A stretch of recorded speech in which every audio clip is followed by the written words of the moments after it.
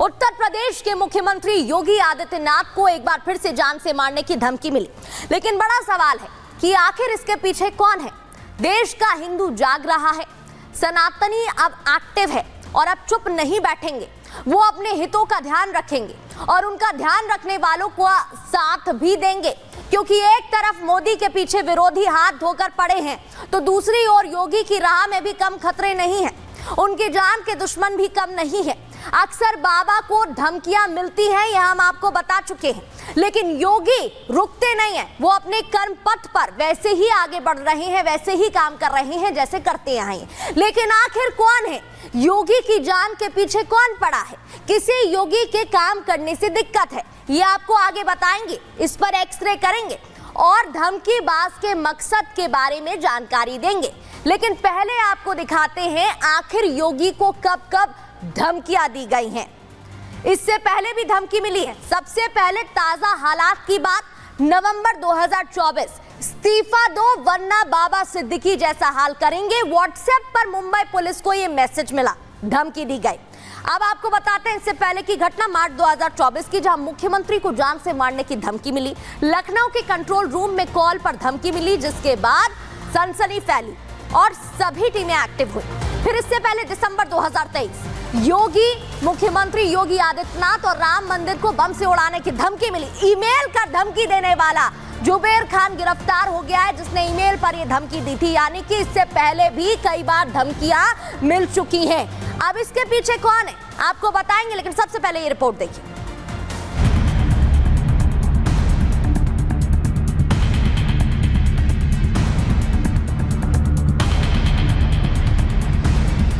योगी को कौन मारना चाहता है?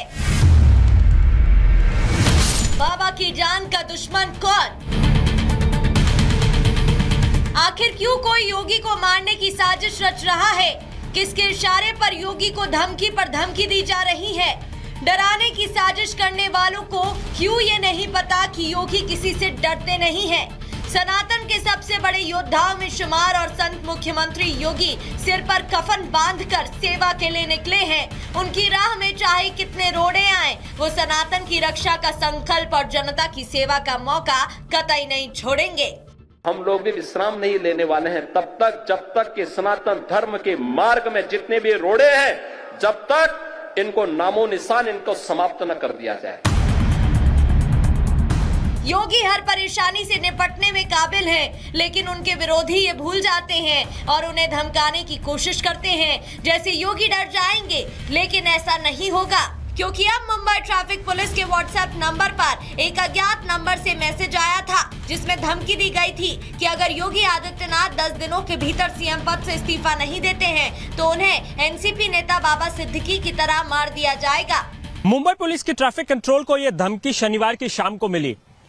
यूपी के मुख्यमंत्री योगी आदित्यनाथ को धमकी मिलने के बाद सुरक्षा एवं जांच एजेंसियां अलर्ट पर हैं। एक और मुंबई पुलिस की टीम धमकी की जांच कर रही है, वहीं दूसरी तरफ धमकी भेजने वाले शख्स की तलाश में जुट गई है। जैसे ही योगी के लिए धमकी का मैसेज आया तो अफसरों के हाथ पांव फूल गए। तुरंत मुंबई पुलिस ने कार्रवाई शुरू की। जब मैसेज भेजने वाली की छानबीन की गई तो पता चला कि फातिमा खान नाम की एक महिला ने ये मैसेज भेजा था, जिसे पुलिस ने हिरासत में लेकर पूछताछ की। बताया जा रहा है कि फातिमा ठाणे के पास उल्लासनगर की रहने वाली है। फातिमा ने इंफॉर्मेशन टेक्नोलॉजी में बीएससी कर रखी है। फातिमा के पिता का लकड़ी का कारोबार है। पुलिस के मुताबिक फातिमा अच्छी खासी पढ़ी लिखी है, लेकिन मानसिक रूप से स्थिर नहीं है। पुलिस इस धमकी को हल्के में ना लेकर एक्शन मोड में है और उत्तर प्रदेश से महाराष्ट्र तक जांच की जा रही है। धमकाने की चाहे लाख कोशिश कर ले, लेकिन योगी का सुरक्षा कवच इतना अभेद है कि उनके दुश्मन उन तक पहुंच नहीं पाएंगे। बाबा को मारना तो दूर, उनका बाल भी बांका नहीं कर पाएंगे। लेकिन दर्शकों ये भी समझ लीजिए कि योगी आदित्यनाथ को एक खरोच भी नहीं आ सकती है। ऐसा हम क्यों कह रहे हैं? क्योंकि उनके आसपास सुरक्षा का एक अभेद चक्रव्यूह है, जिसमें कमांडोज ने ऐसी सुरक्षा व्यवस्था कर रखी है कि योगी तक बिना उनकी मर्जी के पहुंचना असंभव है। आपको बता देते हैं कि योगी का सुरक्षा घेरा कैसा है, अब आप वो भी समझ लीजिए। दरअसल सीएम योगी को Z+ सिक्योरिटी मिली है। करीब 55 जवान उनके साथ तैनात रहते हैं, सुरक्षा में तैनात रहते हैं, हथियारों से लैस रहते हैं। जवान हमेशा आसपास रहते हैं। हर कमांडो मार्शल आर्ट में माहिर होता है। निहत्थे युद्ध लड़ने में भी ये जवान एक्सपर्ट होते हैं। पहले उनके आसपास NSG कमांडो कवर था, अब उसे हटाकर CRPF को जिम्मा सौंपा है। उत्तर प्रदेश पुलिस का खास दस्ता भी मौजूद रहता है। बॉडीगार्ड, कैमरा, साथ ही ड्रेस कैम जैसे जो उपकरण हैं वो भी हमेशा उनकी सुरक्षा में लगे रहते हैं और इसके लिए बकायदा सरकार लाखों रुपए खर्च भी करती है। मतलब योगी आदित्यनाथ के आसपास भटकना नामुमकिन है और ऐसे में उनको कोई छू भी नहीं सकता, ये भी आप समझ लीजिए। तो साफ है दर्शकों, लगातार धमकियां सामने आ रही हैं, लेकिन हम आपको बता दें कि उन तक पहुंचना इतना आसान नहीं है और उसके लिए लगातार जवानों की तैनाती भी रहती है। Z+ सिक्योरिटी उनको दी जाती है। बढ़ते आगे तीसरी खबर की ओर और अब आपको बता देते हैं कि उत्तर प्रदेश उपचुनाव से पहलेंगे बटोंगे तो कटोगे नारा लगातार सियासत में गूंजता दिखाई दे रहा है और इस पर बयानबाजी भी तेज हो रही है। अब बात योगी आदित्यनाथ की करते हैं और अखिलेश के बीच छिड़े पोस्टर वॉर की करते हैं। कैसे सियासी मैदान में योगी एक नारे से विरोधियों को धूल चटा देते हैं। ये तो आपने हरियाणा में देखा ही क्या हुआ, जहां योगी का दिया नारा बटेंगे तो कटेंगे इतना हिट हो गया कि विरोध उसके सामने, विरोधी जितने भी थे पस्त पड़ गए। अब वो टीम अखिलेश भी अपने सारे नारे उपचुनाव से पहले योगी के नारे के आसपास बुन रही है। तभी तो एक के बाद एक नारे आ रहे हैं, लेकिन ये योगी आदित्यनाथ के बटेंगे तो कटेंगे को टक्कर नहीं दे पा रहे हैं। लगातार हम आपको बता रहे हैं, बटेंगे तो कटेंगे ये बयान मुख्यमंत्री योगी आदित्यनाथ की तरफ से आया। इसके बाद अगर हम बात करें समाजवादी पार्टी की, तो समाजवादी पार्टी की तरफ से लगातार पोस्टर जारी किए जा रहे हैं, बयान दिए जा रहे हैं, लेकिन एक भी टक्कर देने वाला नहीं है। अब एक और बयान सामने आया। एक तरफ आप देख रहे हैं योगी का नारा, जहां लिखा है बटेंगे तो कटेंगे। अब अखिलेश यादव की तरफ से क्या नारा आया? ना बटेंगे ना कटेंगे।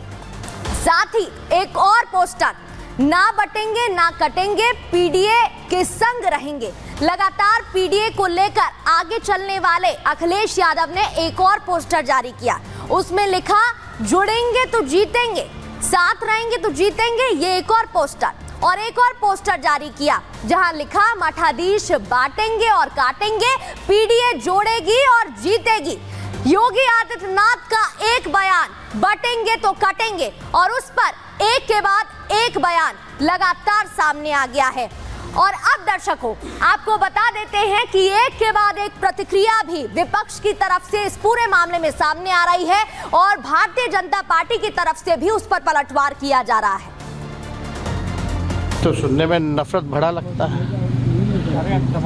पूरी तरीके से ये सब नफरत फैलाने की बात होती है। इनके मुंह से कभी पढ़ाई की बात नहीं हो सकती, कभी चिकित्सा की, स्वास्थ्य की बात नहीं हो सकती, नौकरी बेरोजगारी की बात नहीं हो सकती, महंगाई गरीबी की बात नहीं हो सकती। इनके मुंह में इतना जहर है, केवल जहर ही उगलना इन लोगों का काम है।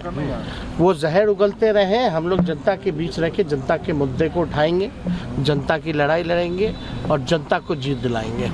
ये सब केवल अब लोग ड्रामा, नौटंकी इन लोगों का समझ चुके हैं। समाजवादी पार्टी की ओर से एक बेहद आपत्तिजनक पोस्टर लगाया गया है, मठाधीश बांटेंगे और काटेंगे।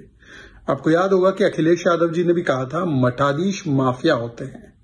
सनातन और हिंदू के विरोध में इस प्रकार की भाषा, ये समझ में आता है कि हिंदू को दो गाली ताकि मिले वोट बैंक की ताली।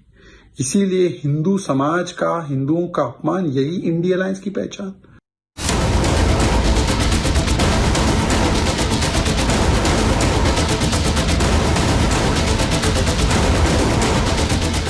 कटेंगे तो कटेंगे,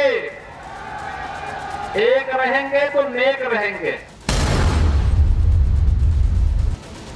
योगी का एक स्लोगन विपक्ष को इतना अखरने लगा है कि उनकी रातों की नींद उड़ गई है।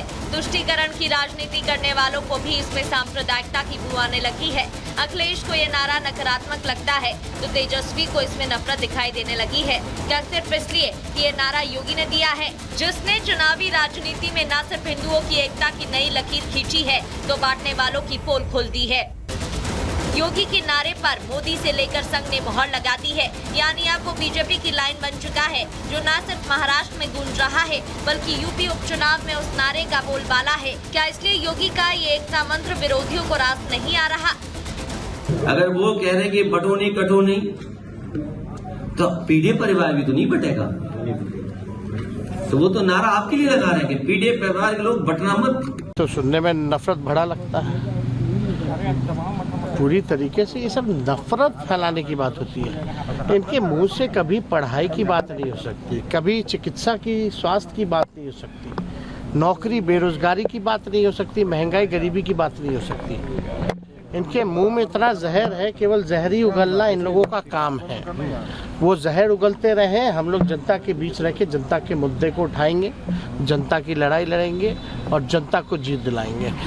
ये सब केवल अब लोग ड्रामा नौटंकी इन लोगों का समझ चुके हैं। विरोधी तो योगी के हर बयान में नफरत खोजने लगते हैं। ऐसा कोई मौका नहीं होता जब मोदी योगी के खिलाफ विरोधी मोर्चा ना खोले, और अब पोस्टर वॉर के जरिए सपा योगी के नारे को काउंटर करने की फिराक में है। यहाँ पर एक नया बैनर पोस्टर आज लगा हुआ है समाजवादी पार्टी के फ्रंट पर, यानी कि कार्यालय के सामने। आप देखिए, मठाधीश बांटेंगे और काटेंगे, पीडीए जोड़ेगी और जीतेगी, अमित चौबे। इन्होंने इसके पहले भी एक होर्डिंग लगाई थी, देखिए अभी भी लगा हुआ है। अमित चौबे ने कुछ दिन पहले लगवाया था कि 27 के सत्ताधीश न बटेंगे न कटेंगे, पीडीए के संग रहेंगे। तो इस तरह का जो स्लोगन है वो लगातार भाजपा यानी कि सत्ता दल और समाजवादी पार्टी के बीच में देखा जा रहा है।